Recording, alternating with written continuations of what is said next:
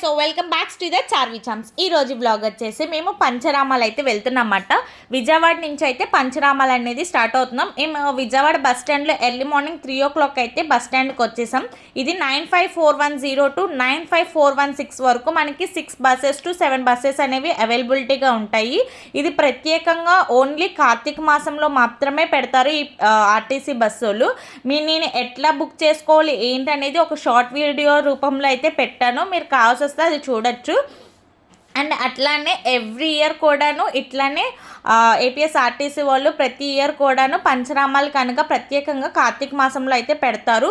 ఇది only Friday, Saturday, Sunday and Monday, లేకపోతే Saturday, Sunday, Monday ఈ 3 days or 4 days అనేది ఈ ఏపీఎస్ఆర్టీసీ వాళ్ళు అయితే పెడతారన్నమాట. అది కూడా ఓన్లీ కార్తీక మాసంలోనే పెడతారు.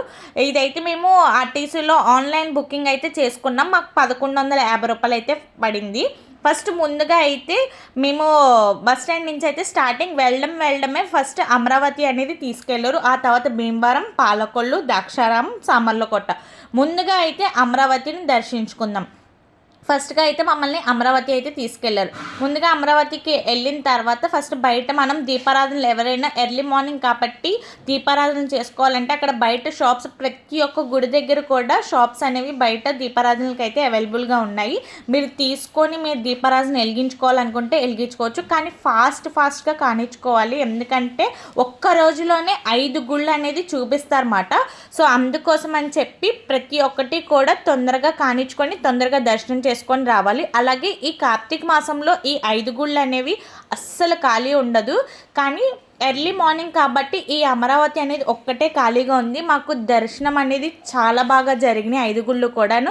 అండ్ ప్రత్యేకంగా చెప్పాలంటే ఈ అమరావతి గుడే మాకు బాగా దర్శనం జరిగింది. ఎందుకంటే ఎర్లీ మార్నింగ్ కాబట్టి చాలా బాగా జరిగింది. మేము అక్కడ దీపారాధన చేసుకొని అట్లాగే గుడికి ఉన్న మొత్తం అంతా చుట్టూరు చూసుకొని ప్రతి ఒక్క దేవుడిని కూడా దర్శనం చేసుకొని ఇంకా నెక్స్ట్ డెస్టినేషన్కి అయితే స్టార్ట్ అయిపోయాం. అండ్ నెక్స్ట్ తీసుకెళ్ళడం అయితే మమ్మల్ని భీమవరం అయితే తీసుకెళ్ళారన్నమాట. భీమవరం అయితే చాలా అంటే చాలా క్రౌడ్గా ఉంది. దానికి ముందు స్టార్టింగ్ వెళ్ళే ముందు ఫస్ట్గా కోనేరుకి అయితే చూసుకోండి. కోనేరులో అనేది కాలేదు కడుక్కొని, కానీ కోనేరులో దిగేటప్పుడు చాలా జాగ్రత్తగా చూసుకొని దిగండి, అదంతా నాచదు ఉంది. అట్లాగే కోనేరు దగ్గరలో అయితే ఇక్కడ ఉసిరి చెట్టు అనేది ఉంది. ఉసిరి చెట్టు దగ్గర కూడా మీరు దీపారాధన చేసుకొని స్వామివారి దర్శనానికి అయితే వెళ్ళొచ్చు. కానీ ఈ పంచరామాలు వెళ్ళేటప్పుడు, అది కూడా కార్తీక మాసంలో వెళ్ళేటప్పుడు కంపల్సరిగా ప్రతి ఒక్క గుడిలో కూడా మీరు టికెట్ తీసుకొని మాత్రమే దర్శనానికి వెళ్ళండి. ఎందుకంటే ఫ్రీ అయితే చాలా టైం పట్టేస్తుంది. ఎంతమంది జనం ఉన్నారో మీరే చూస్తున్నారు కదా, చాలామంది అంటే చాలా జనం ఉన్నారు. సో ప్రతి గుడిలో కూడా మీరు టికెట్ తీసుకొని మాత్రమే వెళ్ళండి. ఇది పంచరామాలు అనేది కార్తీక మాసంలోనే చూడాలా, మిగిలిన రోజులు చూడకూడదా అనేది ఏం కాదు, ఎప్పుడైనా వెళ్ళచ్చు. కానీ ఒకే రోజు 5 దర్శనాలు చేసుకోవచ్చు, లేకపోతే మీకు వీలుని బట్టి ఎప్పుడు కావాలంటే అప్పుడు కూడా చేసుకోవచ్చు. అండ్ నెక్స్ట్ మేమైతే అమరావతి తర్వాత భీమవరం అయితే వచ్చాము. భీమవరం చూసారు కదా ఎంతమంది జనాలు ఉన్నారో. మేము అరౌండ్ 11 అయిపోయింది మాకు ఇక్కడికి వచ్చేసరికి. మధ్యాహ్నం భోజనాలు కూడా మాకు ఇక్కడ భీమవరంలో అయితే చేసాము. అండ్ లోపలికి వెళ్ళిన తర్వాత పంచభూత లింగాలు అని చెప్పి అట్లా అమ్మవారి శక్తిపీఠాల గురించి ప్రతి ఒక్కటి డీటెయిల్డ్గా అయితే లోపల అయితే మనకి ఇట్లాగా పెడతారు. అండ్ ఇది మామూలు రోజుల్లో వస్తే మొత్తం అంతా ఫ్రీగా ఉంటుంది. అండ్ ఇట్లాగా కార్తీక మాసంలో వస్తే మటుకు ఎక్కడికక్కడ కంచెలై కట్టేసి లైన్ మొత్తం 50 రూపీస్, 100 రూపీస్ అట్లాగే ఫ్రీ దర్శనం. అందరికీ కూడా దర్శనాలు అనేది బాగా ప్రత్యేకంగా అయితే జరుగుతుంది. టికెట్కి ఒకలాగా జరుగుతుంది అండ్ ఫ్రీ దర్శనానికి ఒకలాగా జరుగుతుంది.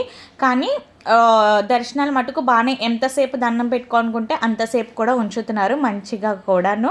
అండ్ లోపలికి వెళ్ళిన తర్వాత ఇట్లాగా చూసారు కదా, ఇట్లాగా పంచభూత లింగాలని, శక్తిపీఠాలని, ఇక్కడ శివుడికి అని చెప్పి అట్లాగే ఎక్కడ పడితే అక్కడ కార్తీక మాసంలో తెలిసిందే కదా మన వాళ్ళందరూ కూడా మంచిగా కార్తీక మాసంలో దేవుడికి దీపాలతో మంచిగా అలంకరిస్తారు. అండ్ అసలు ఎంతమంది జనం ఉన్నారంటే మేము వెళ్ళిన రోజున. అండ్ ఆ పక్కన అయితే 50 రూపీస్, మాది 100 రూపీస్. అండ్ ఆ చివరైతే ఫ్రీ దర్శనం.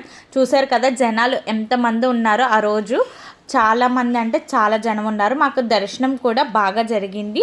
అండ్ లోపల స్వామివారి లింగం కూడా చాలా ప్రత్యేకంగా కూడా కనిపించారు. కార్తీక మాసంలో ఎప్పుడూ కూడా చాలా ప్రత్యేకంగా లింగాన్ని అయితే అలంకరిస్తారన్నమాట. అండ్ మేము బాగా దర్శనం చేసుకొని బయటకు వచ్చిన తర్వాత పైన అమ్మవారు ఉంటారు. ఆ అమ్మవారిని కూడా దర్శనం చేసుకొని మనం బయటికి అనేది వెళ్ళాలి. సో మనం స్వామివారి దర్శించుకున్న తర్వాత బయటకు వచ్చి పైన అమ్మవారిని అయితే దర్శించుకుంటున్నాం. పైన గాలి గోపురాలు అయితే నాకు భీమవరంలో బాగా నచ్చినాయి మాట. అండ్ చాలా కలర్ఫుల్గా అయితే ఉన్నాయి. ప్రతి సంవత్సరం కూడా అట్లానే రంగులవి వేయించి ప్రత్యేకంగా చేయిస్తారంట. సో పైన కింద శివాలయం దర్శనం చేసుకొని పైన అమ్మవారు శ్రీ అన్నపూర్ణ దేవిని అయితే దర్శనం చేసుకోవడానికి అయితే మేము పైకి వచ్చాము.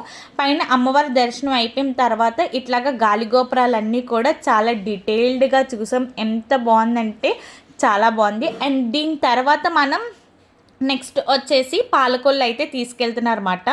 అండ్ అమరావతి వచ్చి గుంటూరు డిస్టిక్, అండ్ భీమవరం వచ్చి west Godavari district, and next కూడా వచ్చి పాలకొల్లు. అండ్ పాలకొల్లు కూడా వచ్చి వెస్ట్ గోదావరి డిస్టిక్లోనే ఉంటుంది. భీమవరంలో ప్రతి ఒక్కటి కింద కూడాను మొత్తం అంతా గుళ్ళు అయితే ఉంటాయి. ఆ గుళ్ళను కూడా చూసుకొని ఇంక మేము చక్కగా ఒక డ్రింక్ అయితే వేసి సోడా తాగేసి ఇంకా మేము బస్సు అయితే ఎక్కేసామన్నమాట. నెక్స్ట్ అయితే మేము పాలకొల్లు అయితే వచ్చాం. పాలకొల్లు వచ్చి ఇది వెస్ట్ గోదావరి డిస్టిక్ ఆంధ్రప్రదేశ్ అయితే ఉంటుంది. ఈ పాలకొల్లో కూడా చాలా ఇది కార్తీక మాసంలో కాబట్టి సెట్టింగ్ అదంతా కూడా చాలా బాగుంది. నెక్స్ట్ మేము ఏదన్నా కొనుక్కోవాలనుకుంటే షాప్స్ కూడా బయట అవైలబుల్గా ఉన్నాయన్నమాట. ఆ షాప్స్ అన్నీ కూడా మీరు చూసుకొని లోపలికి వెళ్ళొచ్చు. లోపలికి వెళ్ళిన తర్వాత మనకి ఇక్కడైతే అక్కడ కూడా మేము దర్శనం టికెట్ అయితే తీసుకొని వెళ్ళామన్నమాట. ఇక్కడ దర్శనం టికెట్ వచ్చేసి మట్టుకు 50 రూపీస్ అనేది ఛార్జ్ చేస్తారన్నమాట. సో 50 రూపీస్ తీసుకొని మనం లోపల దర్శనానికి అయితే అంతరాలయం దర్శనానికి అయితే మనం చేసుకోవచ్చు. లోపల శివలింగం కూడా చాలా ప్రత్యేకంగా అయితే అలంకరించారు ఆ రోజు మట్టుకు.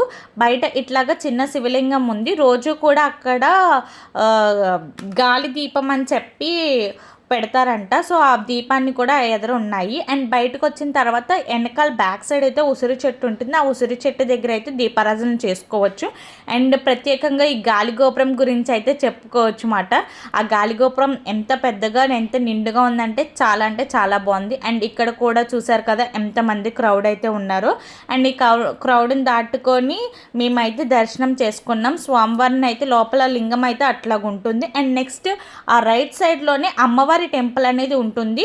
సో వెళ్ళేటప్పుడు మస్ట్ అండ్ షుడ్గా అమ్మవారిని కూడా దర్శనం చేసుకొని ఆ చుట్టుపక్కల మొత్తం అంతా అమ్మవారిని వినాయకుడివి అట్లాగ గోపురాలు అయితే చిన్నగా ఉన్నాయి. అవన్నీ కూడా చూసుకొని మనం బయటకైతే వెళ్ళొచ్చు. అండ్ బయటకు వచ్చేటప్పుడు చూసుకోండి అక్కడ ఉసిరి చెట్టు అయితే ఉంటుంది. ఆ ఉసిరి చెట్టు దగ్గర అయితే మనం దీపారాధన చేసుకోవచ్చు అన్నమాట. సో ఇట్లాగా ప్రత్యేకంగా ఆయన గురించి మొత్తం అంతా కూడా ఉంటుంది. ఇట్లాగ ఒక ప్రదక్షిణం చేసినట్టు కూడా ఉంటుంది. మొత్తం అవన్నీ దండం పెట్టుకుంటూ అట్లాగా మనం బయటకైతే వచ్చేయాలన్నమాట. సో ఇది అండ్ ఈ పాలకొల్లు వచ్చేసి వెస్ట్ గోదావరి డిస్టిక్ ఆంధ్రప్రదేశ్లో అయితే ఉంటుంది. ఎప్పుడైనా విజిట్ చేయాలనుకుంటే విజిట్ చేయొచ్చు. ఇది కూడా చాలా మోస్ట్ ఇంపార్టెంట్ టెంపుల్. ఇది పంచరామాలు అంటే most important temples. And next అయితే మేమైతే ద్రాక్షారామానికి అయితే స్టార్ట్ అయిపోయామన్నమాట. ఆల్రెడీ ఆఫ్టర్నూన్ లంచ్ చేస్తాం కాబట్టి ఇంకా అసలు ఎక్కడ టైం గ్యాప్ లేకుండా మాకు పిన్ టు పిన్ మొత్తం అంతా చూపించడానికి ఇది మాకు జర్నీ టైమే ఎక్కువ పట్టేసింది. సో మేము ద్రాక్షారామం ఇది అయితే ఈస్ట్ గోదావరి డిస్టిక్లో అయితే ఉంటుందన్నమాట. సో ఇట్లాగా మాకు కరెక్ట్గా టెంపుల్ దగ్గరే ఆపాడు. కాకపోతే టెంపుల్ దగ్గర నుంచి మేము లోపలికి వెళ్ళడానికి అయితే కొంచెం టైం పడుతుంది. ఎందుకంటే బస్సులు కాబట్టి ఓన్లీ బైక్స్ మాత్రమే లోపలికి వెళ్ళడానికి అయితే ఫెసిలిటీస్ ఉన్నాయి. కార్స్ ఉన్నాయి కాబట్టి మేమైతే ఆర్టీసీ బస్ ద్వారా వచ్చాం కాబట్టి మాకు లోపలికి వెళ్ళడానికి లేదు. అక్కడ ఆపేశారు. మేము అక్కడి నుంచి వాకబుల్ డిస్టెన్స్లోనే ఆపుతారు బస్సులు కూడాను. సో నెక్స్ట్ అయితే మేము ద్రాక్షారామం అయితే వెళ్ళామన్నమాట. ద్రాక్షారామం దగ్గర కూడా ఇట్లాగా కోనేరు అయితే ఉందన్నమాట. ఆ కోనేరులో కూడా మేము చూసుకొని అదంతా కాలది కడుక్కొని మేము లోపలికి అయితే వెళ్ళామన్నమాట. అక్కడ స్టార్టింగ్ ఒక చెట్టు ఉంటుంది. ఆ చెట్టు అనేది చాలా బాగుంది. ఆ చెట్టుకి మొత్తం చుట్టూరును పాములు సర్పాలు అవి ఉంటాయి కదా, ఆ సర్పాలు నిండుగా చుట్టూరు ఉన్నాయన్నమాట. ఎక్కడ చూసినా రావి చెట్టు వేప చెట్టు కలిపి ఉంటున్నాయి. కంపల్సరిగా శివాలయం టెంపుల్లో అయితే రావి చెట్టు మటుకు కంపల్సరిగా ఉంటుంది, లేదా ఉసిరి చెట్టు అయినా ఉంటుంది. సో అందరూ కూడా అయితే రావి చెట్టు దగ్గర లేదా ఉసిరి చెట్టు దగ్గర కంపల్సరిగా దీపారాధన చేసుకొని వెళ్తున్నారు. చూసారు కదా, ఇట్లాగా ప్రత్యేకంగా సర్పాలు అయితే ఉన్నాయి. అండ్ ఎదురంగా మెయిన్ అయితే రావడంతోనే మెయిన్గా అక్కడ కూడా ఉంటుంది. అండ్ ఇట్లాగా మేమైతే దర్శనం చేసుకోవడానికి అయితే పైకి వెళ్తున్నాం అన్నమాట. లోపల కూడా చాలా బాగుంది. చాలా పురాతనమైన టెంపుల్ ఏమో కానీ ఆ శిల్పాలు అవన్నీ కూడా ఎక్కడో వేరే ప్లేస్కి వెళ్ళినట్టు అయితే నాకు అనిపించింది. చాలా బాగుంది, చాలా క్యూట్గా చిన్నగా లోపలికి వెళ్తున్నట్టు మాట. అండ్ లోపల మనకి శివాలయం అయితే ఇట్లాగా దర్శనం అయితే ఇస్తారన్నమాట. ఆ దర్శనం చేసుకొని మేమైతే బయటకు వచ్చాం. కిందకు వచ్చిన తర్వాత కింద అక్కడ జనాలు ఉన్నారు కదా, అక్కడ లింగం నంది ఉంటారు. అండ్ ఇటువైపు రైట్ సైడ్ అయితే అమ్మవారు అయితే ఉంటారన్నమాట. కింద నందిని అట్లాగే అమ్మవారిని ఇద్దరిని దర్శనం చేసుకొని ఆ తర్వాత మనం ఇక్కడైతే మనకి విగ్రహాలు అంటారు కదా, ఆ విగ్రహాలకి పూజ చేస్తారు. ఆ పూజ దగ్గర మనం చేసుకోవాలి. అండ్ మేము ఇక్కడైతే ద్రాక్షారామంలో అయితే మేము దీపారాధన అయితే చేసుకున్నాం. ఓన్లీ ద్రాక్షారామం సామర్లకోటలో అయితే చేసుకున్నమాట. అండ్ నెక్స్ట్ మేము వచ్చేసి అయితే సామర్లకోట దగ్గరికి అయితే వెళ్ళిపోయామన్నమాట. ఇది లాస్ట్. ఇంకా మాకైతే ఇంక ఈ గుడి దగ్గరికి వచ్చేసరికి మొత్తం టైర్డ్ అయితే అయిపోయాము అందరూ కూడా. ఇది లాస్ట్ టెంపుల్. మేము అరౌండ్ 9కి అయితే వెళ్ళామన్నమాట. అండ్ ఇక్కడ కూడా టికెట్ తీసుకున్నాం. ఈచ్ పర్సన్కి అయితే 100 రూపీస్ అనేది ఛార్జ్ చేశారు. నార్మల్ టైమ్స్లో వస్తే మీకు దర్శనం అనేది చాలా బాగా జరుగుతుంది. అండ్ 50 రూపీస్ ఉంటుంది, 200 రూపీస్ ఉంటుంది పర్ పర్సన్కి. అండ్ ఇక్కడ దక్షిణమూర్తి స్వామి అంట, మనం దర్శనం చేసుకొని మనం లోపలికి అయితే వెళ్ళాలన్నమాట. అండ్ లోపలికి వెళ్ళిన తర్వాత కూడా లింగం అనేది మనకి కొంచెం చాలా బాగుంది. ఆ లింగం నాకు ఫస్ట్ టైం నేను అట్లాగా ఆ లింగంని చూడడము, ఆ లింగాన్ని దర్శనం చేసుకొని కింద అమ్మవారు ఉంటారు. ప్రతి గుళ్ళో కూడాను అమ్మవారు అనేది ఉంటారు అన్నమాట. అమరావతిలో కానీ, భీమవరంలో కానీ, పాలకొల్లో కానీ, ద్రాక్షారామంలో కానీ, సామర్లకోటలో కానీ ప్రతిదీ మనం శివుణ్ణి దర్శనం చేసుకున్న తర్వాత కంపల్సరిగా అమ్మవారిని దర్శనం చేసుకొని మనం గుళ్ళో నుంచి బయటికి రావాలి. సో ఆ గుళ్ళో నుంచి మొత్తం అంతా దర్శనం చేసుకొని మనం గుళ్ళో నుంచి బయటకు వస్తామన్నమాట. ఇట్లాగా అక్కడ కూడా ఉసిరి చెట్టు దగ్గర మనం దీపారాధన చేసుకోవాలి. అట్లాగే అక్కడ శివలింగం ఉంది. అక్కడ ఎవరైనా అభిషేకాలు చేసుకోవాలనుకుంటే అక్కడ ఖచ్చితంగా అభిషేకాలు చేసుకొని మనం బయటికి రావచ్చు. అండ్ మేము సామర్లకోటలోనే నైట్ టిఫిన్ కూడా చేసేసి మేము బస్సు అయితే ఎక్కామన్నమాట. మాకు అన్ని గుళ్ళు కూడా చాలా బాగా దర్శనాలు అయితే జరిగినాయి అన్నమాట. అండ్ నెక్స్ట్ మేమైతే ఇంక మా బస్సు ఎక్కేసి మేము మా డెస్టినేషన్కి అయితే మా విజయవాడ అయితే వెళ్ళిపోయాం. Thanks for watching. Please do subscribe for more videos. Thank you. Bye.